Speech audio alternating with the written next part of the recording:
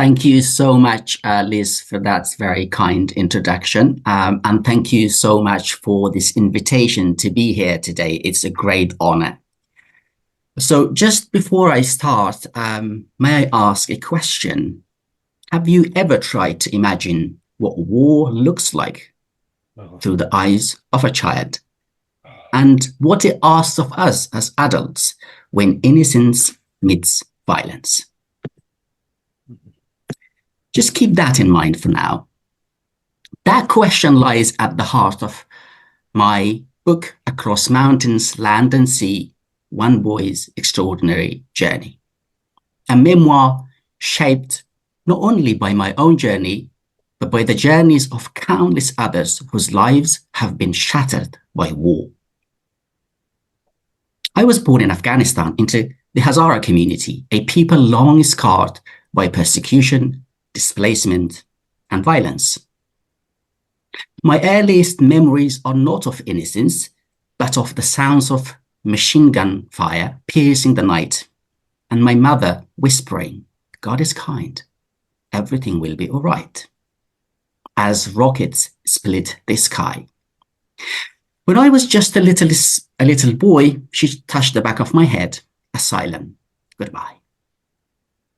I crossed mountains, lands, and seas, clinging to the thinnest thread of hope. On the Mediterranean Sea, as a storm rose, I nearly drowned. A boy beside me cried, "I don't want to drown. I want to see my mother again." I still hear his voice. I eventually reached the United Kingdom, a boy who had seen too much and understood too little. Yet I was one of the fortunate ones. I found safety. I rebuilt my life. I had the chance to go to university and search for answers to the question that had haunted me since my childhood. Can peace be more than a pause? Can justice be more than a promise? And can humanity be more than just a word? I wish I had those answers, but I have learned that how we approach these questions reveals who we are as a society. Later, after my studies, I worked as a humanitarian alongside displaced people who had fled wars and conflicts around the world, particularly vulnerable children and young people across Africa, the Middle East, and Europe. There I saw the machinery of war continues to produce immense suffering in silence. I met children born and raised entirely in refugee camps who had never seen the world beyond their fences. I met families torn apart across borders, grieving for loved ones left behind, killed in violence, lost at sea, or simply vanished. And I met people who had lost their sense of identity long before they ever crossed a border. But they all shared one thing in common. They all had fled senseless wars. And they all dreamed of a peaceful world. Let us be clear, these tragedies, the death, devastations, the mass displacements are not acts of faith nor tempests of nature. They are man-made. They are the bitter harvest of war, greed, and injustice. They are born of systems that place profit over people and power over principle. While the powerless quietly bury their children, the powerful count their gains. For them, nothing is sacred. Everything is for sale. Our homes, our lives, our children, and even the light within our souls. It doesn't have to be this way.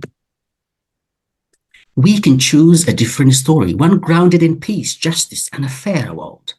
A world in which human life, whether the poor soldier sent to fight unjust wars, or the poor innocent child caught in the crossfire, is never reduced to collateral.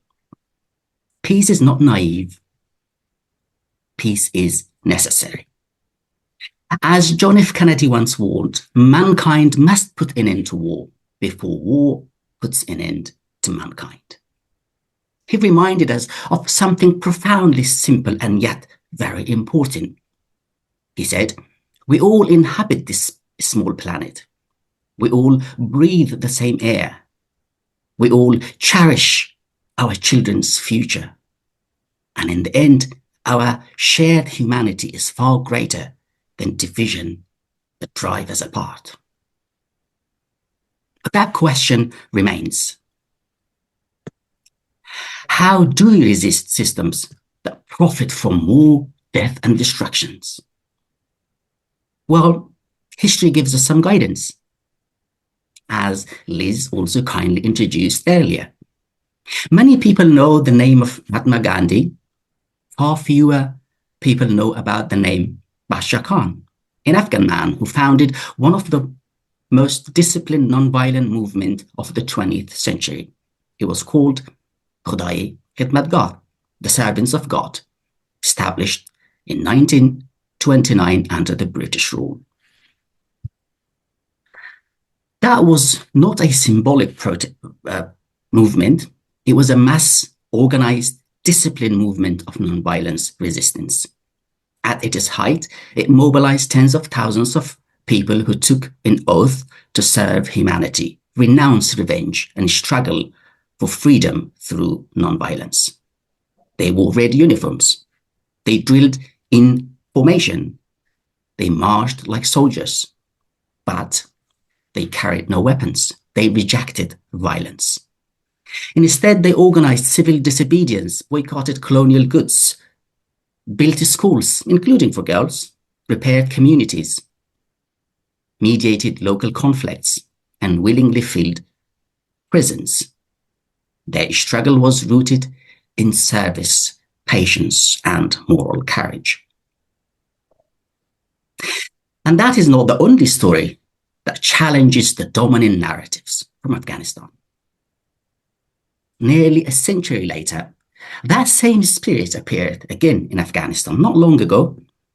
In 2016, thousands of students and young people formed what became known as the Enlightenment movement. Tired of endless war, death and destruction on one side, and corruption and injustice, economic injustice on the other, they rejected both. Instead of weapons, they armed themselves with books, knowledge, and candlelights.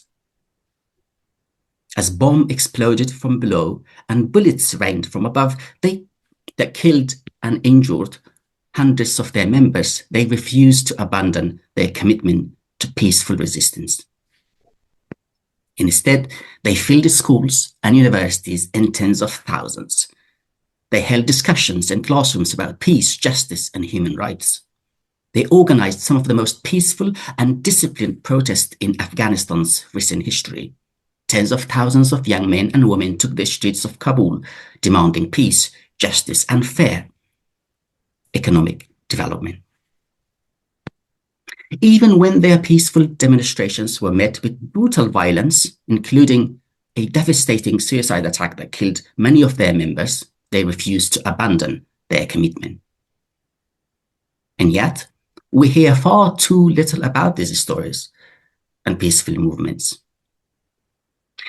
Well, their voices were suppressed, and many of their members were killed or imprisoned because the peace, justice, and fair economic development they demanded challenged the narrative of those who profited from those wars and destructions. But these movements remind of us one important truth. Afghanistan history is not defined only by conflict, as we often hear.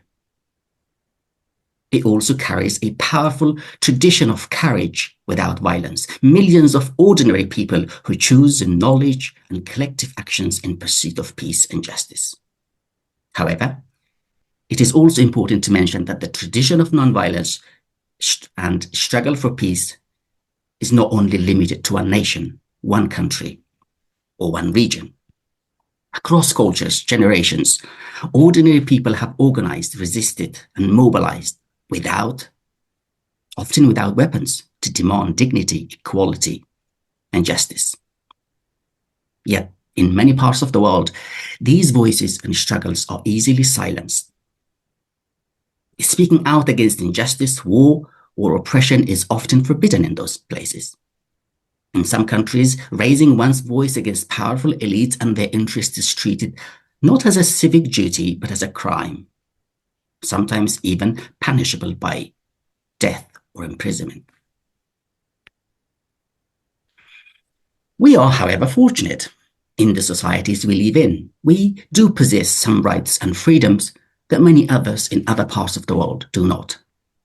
The right to assemble, to vote, to protest, and hold governments accountable to some extent. Peaceful protest remains one of the most powerful tools citizens can have to influence change. But simply having those rights alone are not enough. We need solidarity. We need moral clarity. We need the courage to stand together, shoulder to shoulder, to resist senseless wars and injustice that kill civilians, devastate communities, and displace millions of men, women, and children. We must resist by giving voice to those who do not have it and tell stories of people who cannot tell themselves. When we tell the stories of children crushed beneath bombs in their classrooms, of boys who drown before they can even learn to write their names, of girls brutalized, raped, and trafficked across borders with impunity for the pleasure of those powerful elites, we restore dignity. Yes, we are living through a moment when politics is too often fueled by division, fear, and the pursuit of power and profit. War is easily normalized. Economic anxieties are exploited, and differences are sharpened to turn communities against one another. And yet, even in times like this, the flames of hope endures, quiet, steady, and resilient. History teaches that the great revolutions do not begin in the corridors of power. They begin in the minds and hearts of principled individuals and courageous communities of conscience, people who refuse to remain silent in the face of cruelty and injustice. As Martin Luther King reminded us, the ultimate tragedy is not the oppression and cruelty by the bad people, but the silence over that by the good people. The world will always have those who profit from death, division, and destruction, those who build power and wealth on the suffering of others. But he will also have those who believe in the quiet power of decency, the strength of our shared humanity, and in the enduring light of hope. Hope for peace, hope for justice, and hope for humanity. So let us be that light. Let us carry it forward together across mountains, lands, and seas. Thank you. Amen.